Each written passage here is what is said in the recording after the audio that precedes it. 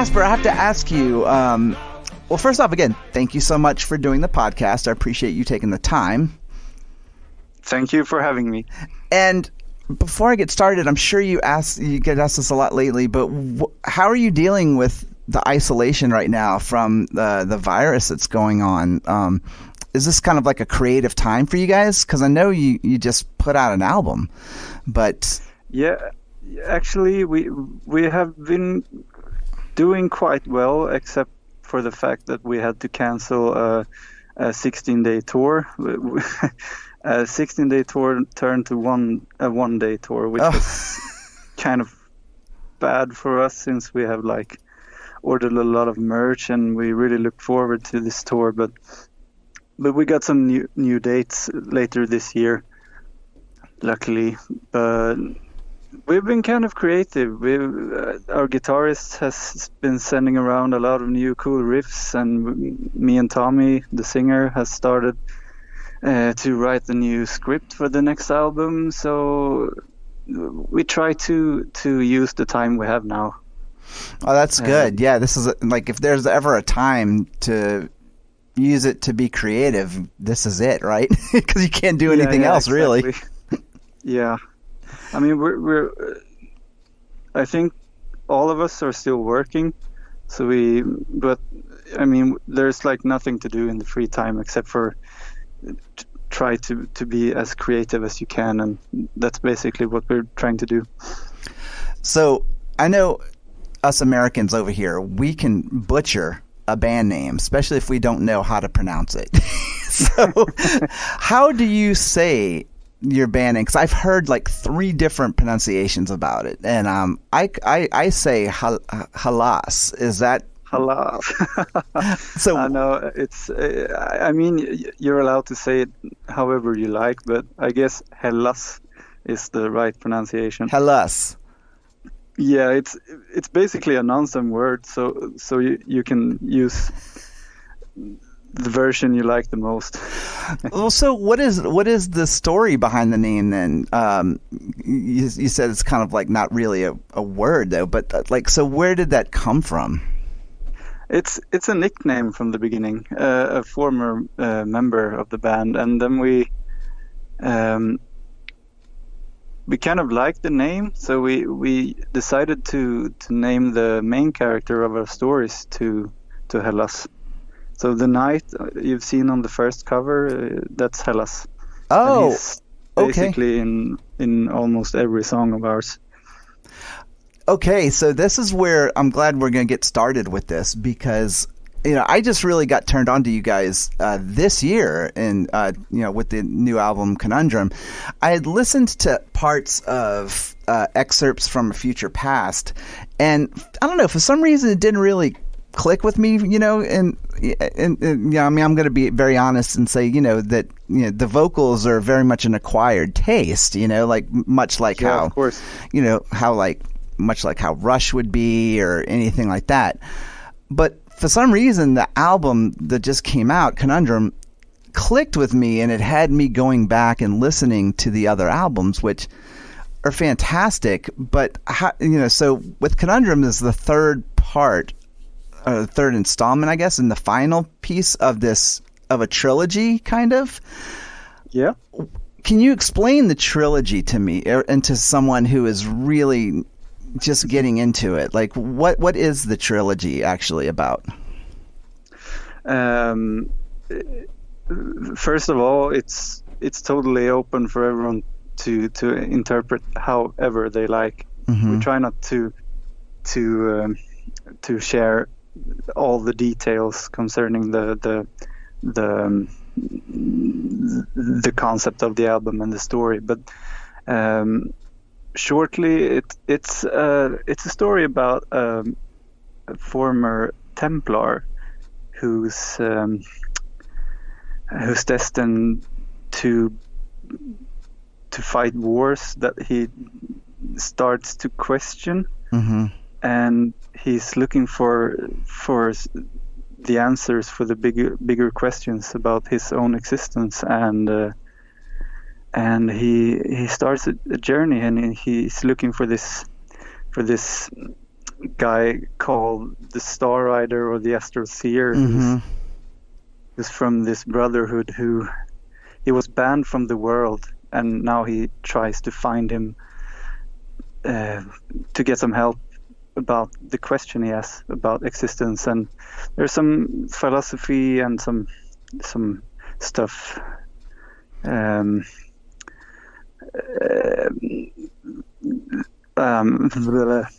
yeah, and the thing is, the story is about his quest for,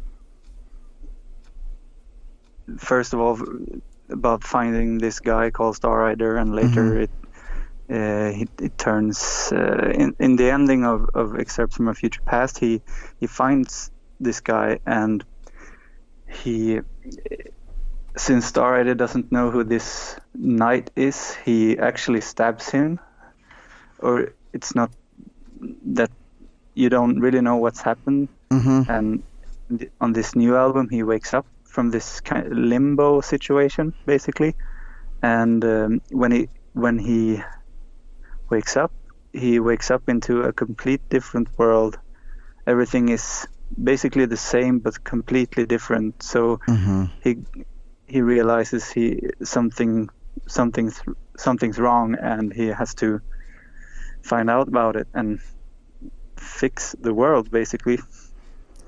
So this is a really great concept, but I liked what you said about how there's some aspects of of it being philosophical, and like I almost feel like it could be like reflective. So is there some personal tie-in at all to the story, or is it just completely like a fictitious creation? Because it does sound like there could be some personal connection, if that makes sense. Yeah, I guess it is. Most of it is fictional and kind of not shallow, but trivial in a way.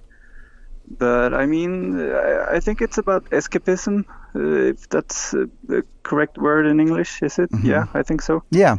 I mean, this music and our lyrics is a way for us to escape from reality ourselves and try to create something that's different from our everyday life in a way. So I guess that you can some way read that from our songs. There's something incredible about that, because I feel like there's a lot of music out there that kind of makes you think, and that kind of plays on the more serious tones of the world and society and political and social commentary that I think sometimes we, as music listeners, we forget to escape a little bit, or forget what it's like to get drawn into a story that kind of takes us away from all of the crap that's going on in the world. So when you guys first started doing this, was that your intention, like from the very beginning, or was it something that just kind of developed, if that makes sense? I think it slowly developed from the beginning, because the first EP, that only half of that album is the same concept as the rest, and I think the interest of writing like fantasy stuff started out the same time as we started to write our own songs, and it evolved, and when we wrote the album Excerpt from a Future Past, we kind of agreed that this has to be a full concept album, because we really find it funnier to do it that way, because it's add another dimension to the full project. And instead of writing like songs about the reality surrounding us, we thought it could be we thought it would make more sense to us as individuals to write fantasy stories. So one of the things I loved is that when I was doing some, whenever I find myself, loving a band, one of the first things, like, I want to know everything about the band. Like, I want to know the lineage and where you guys come from and whatnot. But one of the things I was curious to ask you is, when you guys start the creative process, say like with this album, and obviously, we finished this trilogy, and you're going to start another tale. Like, do you come up with the whole story first and then split it into albums, or does the concept just, like, do you write one part of it and then when the next album is ready, you start to write for another one? I mean, I think the both the songs and the concept, they're like growing together simultaneously, and it's hard to say how we have been doing it like before every release, but I think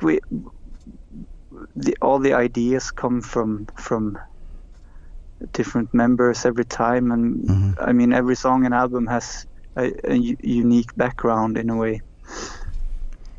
So there's no like definite answer to that question.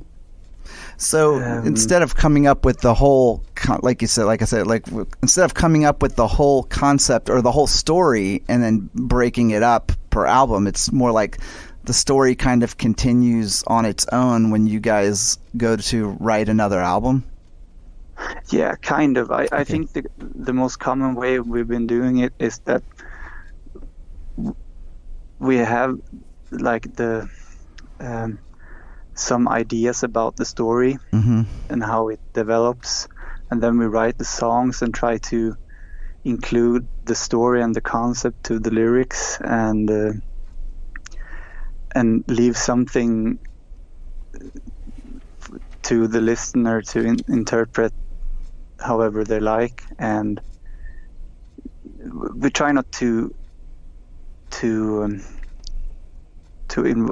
include every part of the concept in the songs, because that would make no sense to us. But the most common way is to write the lyrics from the concept. That's been we're constantly like talking about how we want things to be, but yeah, it's a tough one to answer. No, but it kind of makes sense in this in that idea, because I guess if you were to write the whole story first and then try to split it up into songs, then it's not as easy to be creative. Whereas if you record, like I guess, like if you have the basic idea of the concept, but then you kind of write each album based on that idea of where it continues, it seems like it would be a little more fresh and less planned out, I guess. Yeah, and I mean, we have to leave some space for us to be like spontaneous as well. Well, so when it comes to writing everything. Well, so the sound of, okay, I'm going to say it wrong again. Hallas? Did I say it right? Yeah, that works. Hallas. Like, I'm not even going to try to do an accent because my wife says I do horrible accents. So I'm just going to call it Hallas. It's okay. Hallas. So, but anyway, the sound of Hallas is much different than your peers, your Swedish peers, such as like you've got the kind of blues based, Graveyard and Blues Pills, and then you've got the kind of roots rock of Sienna Root, and then the kind of psychedelic rock of Children of the Sun. But then, Hallas comes out with this, you call yourselves adventure rock. So like, which I think is a great name, but is this something that you feel like that the band will continue to work in with these kind of concepts, or do you worry that this is going to be the only way people will think of you as a band? I don't think too much about it, actually. I mean, I think we have somewhat of a unique sound compared to other bands today, but it's hard to say how we will evolve as musicians and songwriters. But I think we have found our essence, and I hope and think that you will hear that is that it's Hallas on each album we will release in the future. So because I think the band has such a distinct sound that I can see that even if you guys were to not go into another conceptual album, say you just wanted to do an album of just regular songs, that I could see it still sounding like you guys, because the sound, again, is so distinct. Yeah, that's nice to hear. It's really hard for me to comment because I have no distance to the music because I'm constantly in this band and our music. So it's really hard to comment our sound. But yeah, I mean, I think we will continue doing that, and we'll see about the future and how we sound and what we decide to write about. But I think that we will continue doing concept album because that's basically our thing now. Mm-hmm.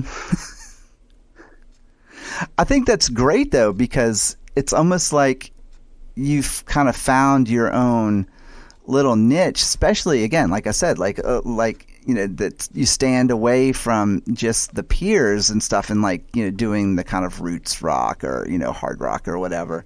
But so with that being said, playing such a distinct sound and whatnot, does it make it hard for you guys to play with other bands or to get tours? Or do you know what I mean? Like sometimes when you sound so different, it's hard to pair up with certain bands and whatnot. Do you guys have that problem at all, or? No, I don't think so. I mean, we just came home from, last autumn we were touring together with the German band Kasper. Oh, and love those guys. Yeah. Yeah. They're really nice and really good. And I mean, they're also this kind of like retro rock band, mm-hmm. But also completely different. But I think it's good for us because, I mean, if I were in a big band, I wouldn't want like an opening act who was sounding exactly like we did, but slightly different. It's much nicer to have something that's some close somehow, but still completely different. No, I think it's an advantage for us, actually. It's hard to say, but I mean, we get shows and we get tours, so at least enough for now. Well, there is something to be said for, like you said, sounding so distinct from everybody else, because no matter who you're playing with or who you're touring with, whether you like it or not, it's unforgettable, if that makes sense. Yeah, I think so. It's nice to be remembered for like from a new audience. I mean, if people maybe they wouldn't like remember us if we were sounding like another Kasper or Graveyard or Blues Pills or mm-hmm.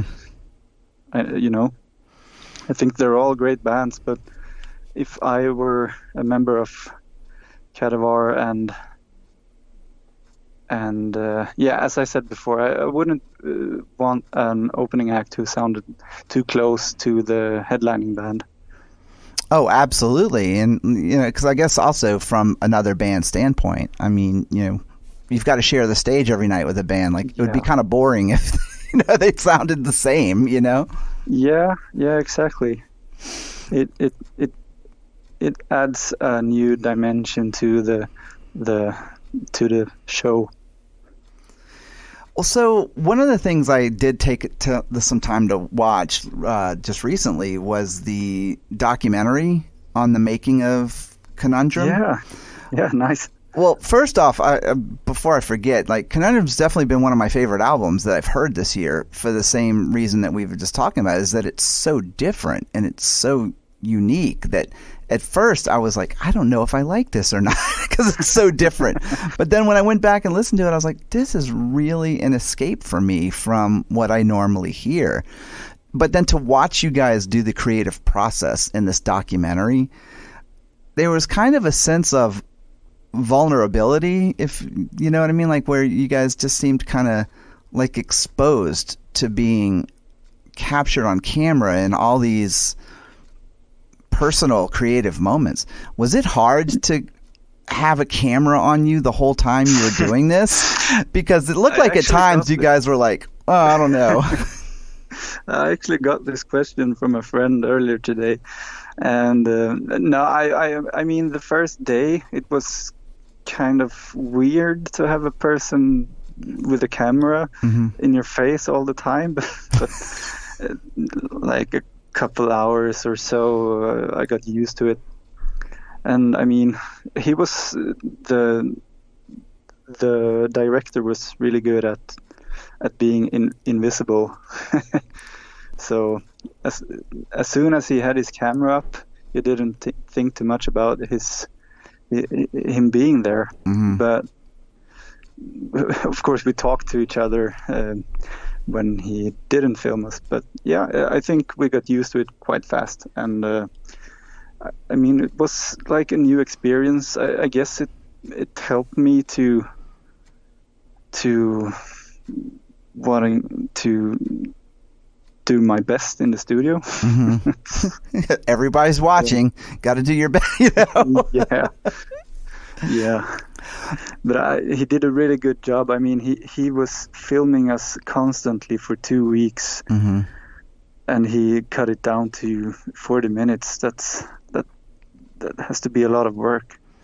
That's a lot of footage too. Yeah. Yeah, it is, and everything on film. Oh, wow. Now, did you have you gone back at all yourself and watched it?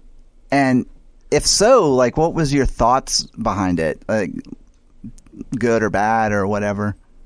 Yeah, I really liked it actually, because it turned out like the opposite of what I thought. I thought this was going to be like a proper music documentary, like the making of this album, but it turned out to be a short movie about friendship in a band, and that was kind of nice to watch from a different person's from his view, or from the viewer's perspective, because you don't think too much about the friendship in our band because we're constantly like working, but it's nice to see that we get along so well. And I mean, all of the 4 other members are all my best friends, so it was nice to see. So one of the things I did love about this is that, kind of like you said, like with the average, you know, I guess band documentary or whatever, you know, there's all kinds of narratives and things that are interjected to try to create a timeline. But when you're capturing a band in the studio, you're getting this real glimpse. Like, that was one of the things that really attracted me to the band, was that I felt like I was getting to see a very real side of it. And there were times where things were a little tense and things were kind of frustrating, but the fact that you all were able to find a common ground together, and it basically showed me that the music is more important than each individual member, and that you're just really, your end goal is to just create the best music and the best sounding music that you can. Yeah, I mean, that's our common goal. And I mean, since we are 5 members in the band and everyone has their own vision, sometimes it's really hard to move forward if you get stuck. But we usually like vote or try to find a way to solve it together. And it's really easy with the others and us 5, because we really trust each other's opinion, and it's easy to get along and solve problems. I mean, that's very cool because I feel like any great band starts as like or any great band is rooted in friendship and kind of like a family type thing. And I guess like any other family, some people are going to disagree with certain things, but then you have to kind of just come to head and say, okay, well, I've got to compromise, for the better of this. And then you go back and listen and you go, okay, yeah, I'm kind of glad I compromised. You know what I mean? Like, yeah, I understand. And it's like that all the time. And in the end, it always turns out good. And I mean, it wouldn't make any sense to like look back and think about how you could do things differently. That's not like a good thing to do when you're in a band. It's easier to just accept what you've created and move forward. And if you want to do something differently, you should just try and write a new riff or a new song. So there's always room for new ideas. Right. So, like, I guess another question I had about the album in general is that when you're going into an album, say like Conundrum, and you're trying to wrap up a story, are there ever songs that are left over that don't necessarily make the record? And if so, why don't they? I don't think we have like songs that didn't make it to the record, but mostly just riffs and some minor ideas. We try to use as much as we can and like put everything together with everything we got, but some ideas are left behind because we don't think they're good enough, or they don't have like we couldn't like make them fit in this concept or this album because they wouldn't make any sense among the other riffs and the full album. So and we usually just put it in the trash bin and forget it and try to do something else for the next project. Well, that was what I was going to ask you, is that are any of these ideas that don't work, are they ever revisited, or do you just start from scratch with every recording? I don't think we've ever used something old for a new project ever, but maybe we'll do it this time. I don't know, but since the other guys have been really creative with creating new riffs and ideas, I think this will be 100% fresh for everyone. But we'll see. Maybe something old. We'll find something, some old recording from the rehearsal studio or something. I don't know, but I think it's always nicer to work with new ideas because it's easier to get like it's easier to get inspiration and to be able to. It's easier to be creative when you use something that's completely fresh. You get like a better feeling from the riff, and it's just better when it's fresh, you know. Oh, absolutely, because I feel like that when you go into, like when you have something new and it's fresh and you can actually feel passionate and excited about it, whereas like if you're backtracking and using an old riff, maybe you might even get reminded, okay, this is why we didn't use it. So, and then get rid of it, Well, so we talked a little earlier about how distinctly different your sound is from a lot of your peers and whatnot. So what was the inspiration behind the sound? Because it's got this very cosmic space, almost kind of more like like a Hawkwind kind of thing at times. But who would you guys consider inspirations behind the sound of Hallas? I mean, the list of our inspirations could be like a 1,000-page book, but I think our biggest inspiration between all five of us is probably Rush. They're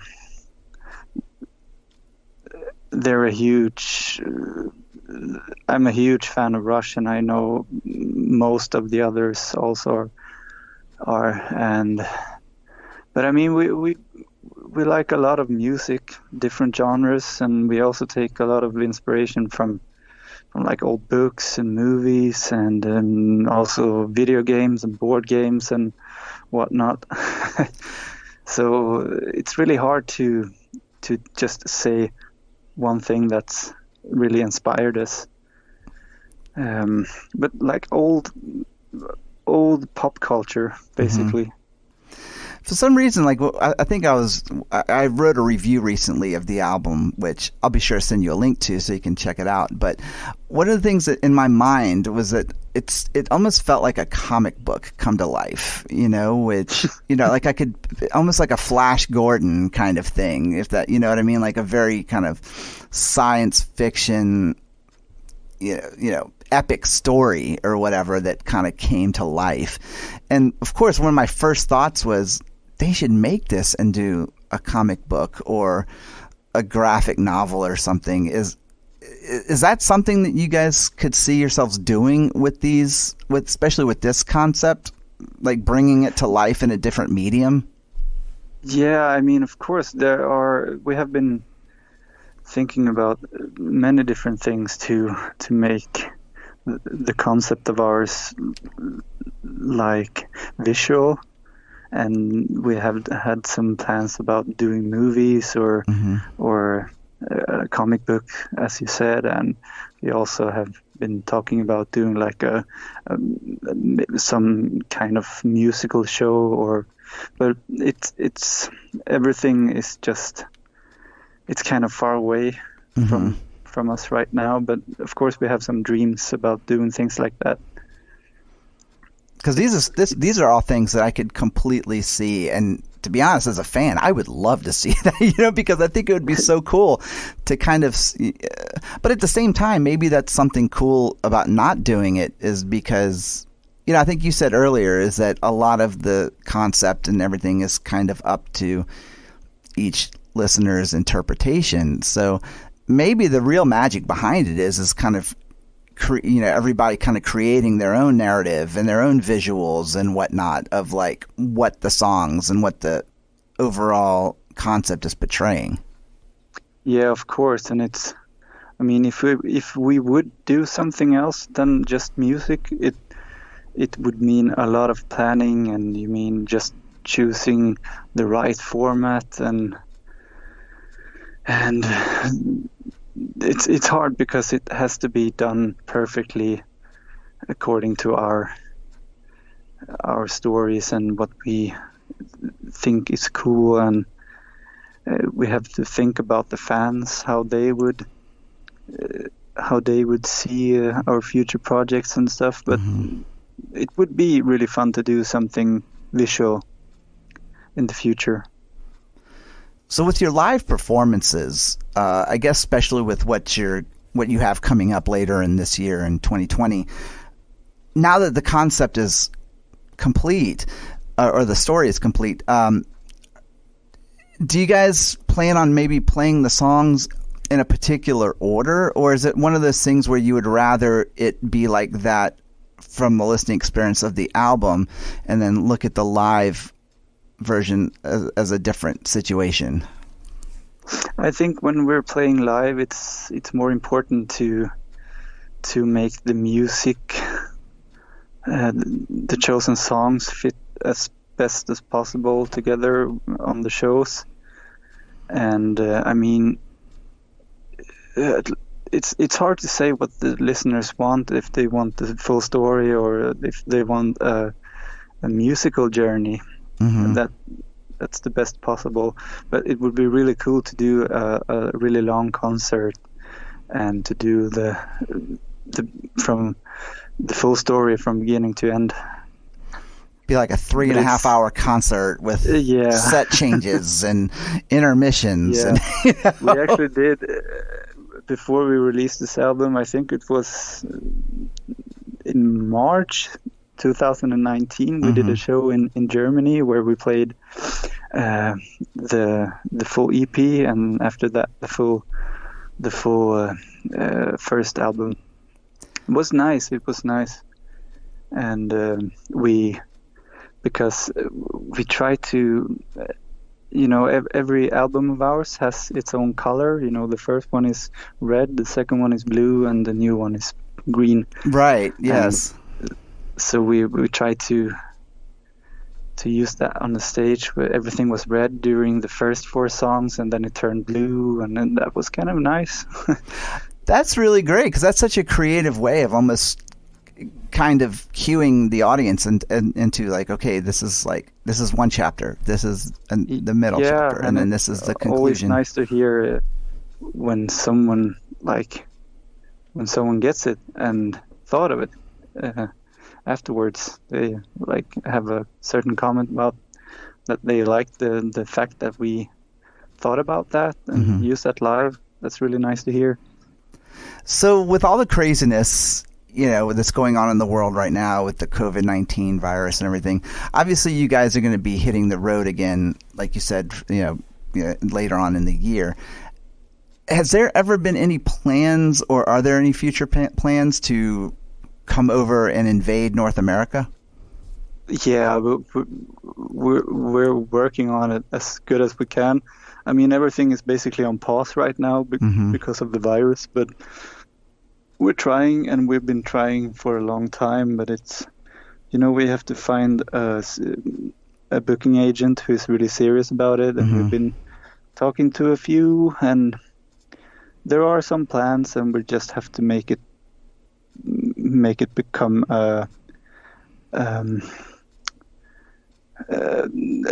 we just have to do it, but we have to find someone to help us properly, and we really look forward to it.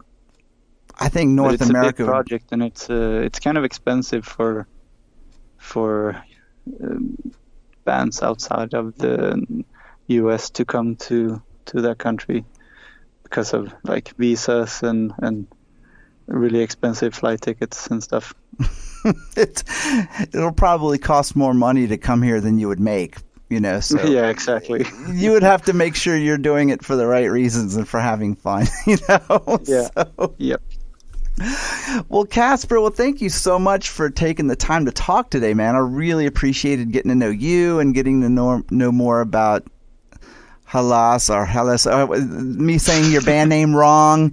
And anyways, it was great to get to know you more and get to know more about the band and, the secrets behind everything. So I really appreciate you talking today. Yeah, thank you. Thank you for having me. It was really nice. Well, great. Well, look, good luck with everything, and I hope you do well and stay healthy. Yeah, you too. Sure will. Well, thank you so much, Kasper. Thank you. Okay.